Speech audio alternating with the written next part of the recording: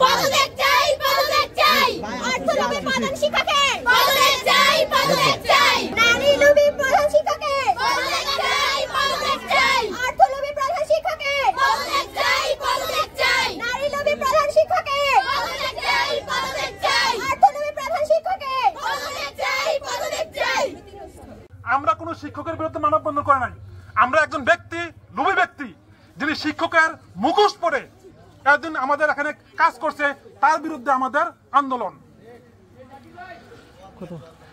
এই আন্দোলনে আমি মনে করি ভাঙ্গুড়ি গ্রামবাসীর সকলকেই এখানে সহমত পোষণ করা দরকার। কারণ উনি নিজেকেই কলঙ্কিত করে নাই, উনি উনার কার্যক্রমের মাধ্যমে ভাঙ্গুড়ি স্কুলকে কলঙ্কিত করেছে, ভাঙ্গুড়ি গ্রামকে কলঙ্কিত করেছে, আমাদের সমাজকে কলঙ্কিত করেছে।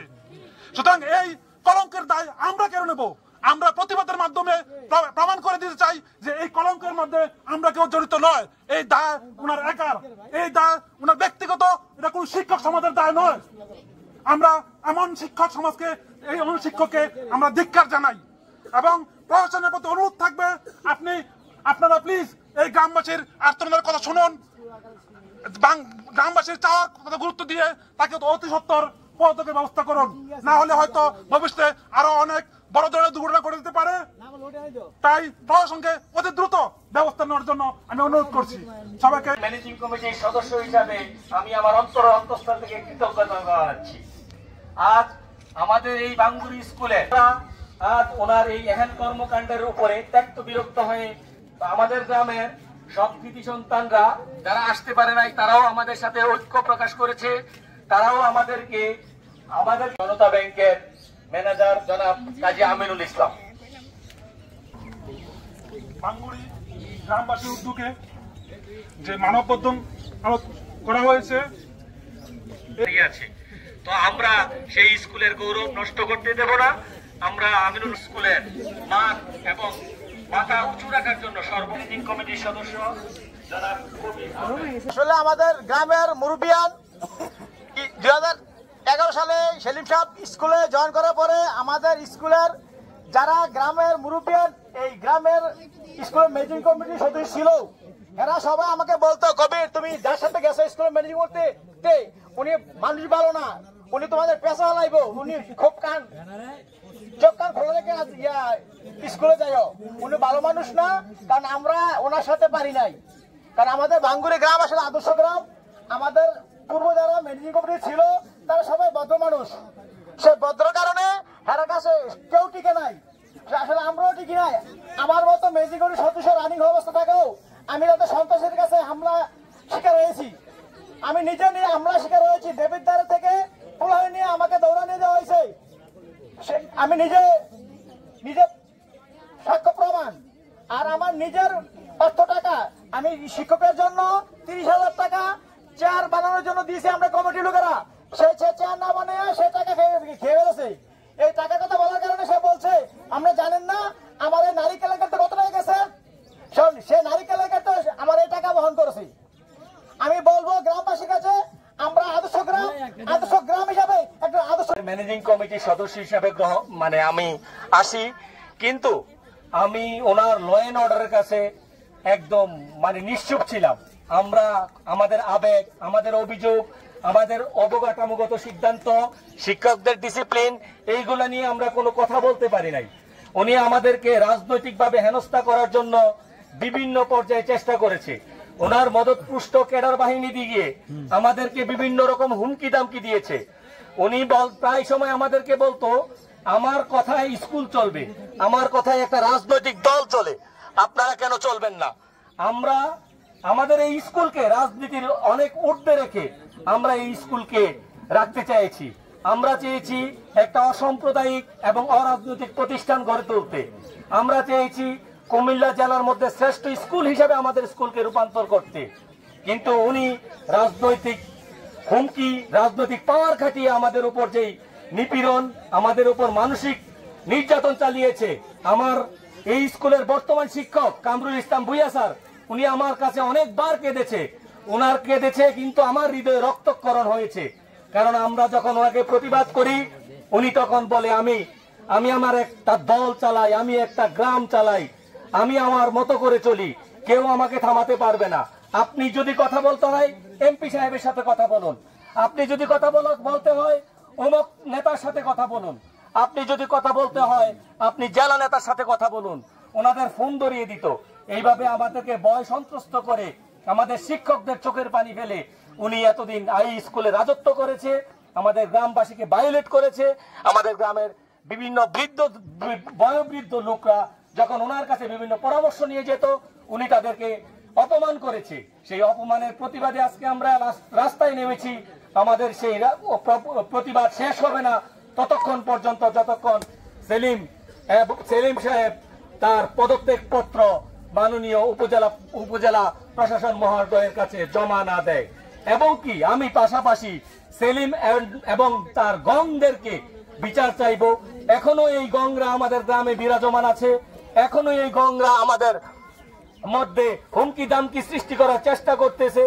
এখনো আমাদের এই গংরা বর্তমানে বৈষম্য বিরোধী ছাত্র আন্দোলনের স্বপ্নের বাংলাদেশ গড়ার ক্ষেত্রে বিভিন্ন ধরনের বাধাগ্রস্ত করতেছে। তো আমি আশা করব তোমরা প্রতিবাদ করো, তোমরা প্রতিহত করো। আমি গ্রামবাসীর কাছ থেকে এই কামনা। আমাদের প্রধান শিক্ষক আমাদের সাথে অনেক খারাপ ব্যবহার করেছেন। আমাদের প্রধান শিক্ষকের কাছে যখন আমরা আমাদের ক্লাসে যখন আসলে আমরা প্রশ্ন জিজ্ঞাসা করতাম তখন আমাদের প্রধান শিক্ষক আমাদের চুপ করিয়ে বসিয়ে দিত। তারপর যখন আমাদের প্রধান শিক্ষক ক্লাসে আসতো, ক্লাসে আসলে যখন একটা স্যার যখন ক্লাসে আসে তখন সবাই বই খোলে। আমরা যখন বই খুলতাম তখন আমাদেরকে বলতো তোমাদের কে শিক্ষা দিয়েছে যে স্যার আসার সাথে সাথে ব্যাগ থেকে বই খোলার। তারপর আমাদের সামনে আমাদের শিক্ষককে তিনি অপমান করেছেন। কেন আমাদের শিক্ষক অপমান করা তো মানে আমাদের অপমান করা। একজন শিক্ষক যথেষ্ট পরিমাণ চেষ্টা করে যে তার শিক্ষার্থীকে শিক্ষা দেওয়ার জন্য, তাই তিনি আমাদের সামনে যে আমাদের শিক্ষার্থীর সামনে যে আমাদের টিচারকে অপমান করেছেন সেটা আমাদের অনেক খারাপ লেগেছে। তিনি শিক্ষকদের সাথে যে খারাপ ব্যবহারটা করতেন সেই প্রভাব আমাদের উপর পড়তো, শিক্ষকদের মন মানসিকতা নষ্ট হয়ে যেত। সুতরাং আমি চাই যে আমাদের প্রধান শিক্ষকের পদত্যাগ অবশ্যই নিশ্চিত করতে হবে। গত জুন মাস থেকে আমরা জানুয়ারি মাসে থেকে তো বেতন দিচ্ছি না, তো বেতন দেওয়ার পর আমাদের বেতনের একটা রিসিপ্ট যে দেয় ওই বেতনের রিসিপ্ট দেওয়া হচ্ছে না। কেন আমাদের কি বেতনের রিসিপ্ট যখনই আমাদের ক্লাস টিচারের কাছে বেতনের রিসিপ্ট খুলতে চায় স্যার বলে যে প্রধান শিক্ষক দেয় নাই। তো প্রধান শিক্ষক কেন দিবে না? তার কি এটা দেওয়ার কর্তব্য না? তিনি কি স্কুলে এমনি বসে থাকার জন্য আসেন? উনি ক্লাসের মধ্যে আসলে ওনাকে যদি কোনো প্রশ্ন জিজ্ঞাসা করা হয় তাহলে উনি আসেন চুপ করে বসিয়ে দেয়, অঙ্ক চুপ করে এত প্রশ্ন করবা না। নিয়মিত স্কুল আসে কিনা? নিয়মিত স্কুল আসে কিনা না বলো। তিনি নিয়মিত স্কুলতে আসেই না। আর যখন আমাদের একটা ক্লাস আমার সহপাঠী ওনার কাছে একটা আইসিটি ক্লাসের জন্য গিয়েছিল, তারপর যাওয়াতে উনি ডিরেক্টলি বলছে কি যে অন্য স্যারদের তাহলে আমার একটা ক্লাস কমিয়ে দিতে পারো, তাহলে তোমাদের আইসিটি ক্লাস করাবো। কেন আমরা কি শিক্ষার্থী হিসেবে তার কাছে কি কোনো চেষ্টা করতে পারি না? আমরা যখন আমাদের প্রধান শিক্ষকের কাছে ক্লাসে কোন একটা ক্লাসের জন্য যাই উনি আমাদেরকে বলে যে আমরা নাকি রুটিন তৈরি করতে, আমরা শিক্ষার্থী আমরা কি পারি রুটিন তৈরি করতে। উনি আমাদেরকে জোর জবরদস্তি করে তারপরে উনি যখন ক্লাসে আসে ওনাকে কোনো একটা প্রশ্ন করলে উনি আমাদেরকে চুপ করে বসায় রাখে। একদিন ক্লাসে উনি আমাকে অনেক গুরুতর ভাবে অপমান করতে চাই, জন্য আমার অনেক কষ্ট হয়েছে। কিন্তু আমরা চাই না যে আমাদের শিক্ষক আমাদেরকে অপমান করবে, আমরা একজন ভালো প্রধান শিক্ষক চাই। সুতরাং চাই আমরা যে আমাদের এই প্রধান শিক্ষকের পদ আরো বেজ্জতি হয়েছে, আমাদের স্কুল বেজ্জতি হয়েছে পুরো উপজেলার মধ্যে। কি মানে কি বলছে বলতো? উনি কি একজন নারী কেলেঙ্কারী। ওনার কারণে আমাদের বিদ্যালয়ে উপজেলার মধ্যে জেলার মধ্যে বিভিন্ন জায়গায় সুনাম নষ্ট হয়ে যাচ্ছে ওনার এই নারী কেলেঙ্কারির জন্য। আমাদের প্রধান শিক্ষকের যে ব্যবহারগুলো আমার কাছে খুব বেশি খারাপ লাগে তার মধ্যে হলো আমাদের প্রধান শিক্ষক আমাদের ক্লাসে যে আমাদের বসলাম, বসার পরে কথা বলতে আমরা বললো ভাই আপনার বাড়ি কোথায়? আমি বললাম বাঙ্গুরি। আমার সেলিম সাহেব আমাদের বাঙ্গুরি স্কুলের প্রধান শিক্ষক। সেলিম বাবু সাহেব তুই একটা লুচ্ছা, তাদের গ্রামে মাসে এই কথা আমাদের বললো, তাদের গ্রামে মাসে একটা লুচ্ছা সেলিম সাহেব বলার কারণে সে হতাশা হয়ে গেছে, এজন্য তাকে ভুল হতে তাকে অপমান করেছে। তাছাড়া এই বিষয়ে যেই শিক্ষক আছে ওই শিক্ষকের সকলের সামনে অপমান করা হয়েছে। তারপরে আমাদের শিক্ষকদের উপরে এতটা চাপ দেয়, এতটা কঠোর চাপ দেয় যে ওনারা কিভাবে পড়াবে, আমাদের ক্লাসে এসে আমাদের মানে কি ঠিকভাবে পড়ার পরিবেশটা ঠিক রাখতে পারে না। আমি বাঙ্গুর স্কুলের সহকারী শিক্ষক মোসাম্মদ তাসলিমা আক্তার।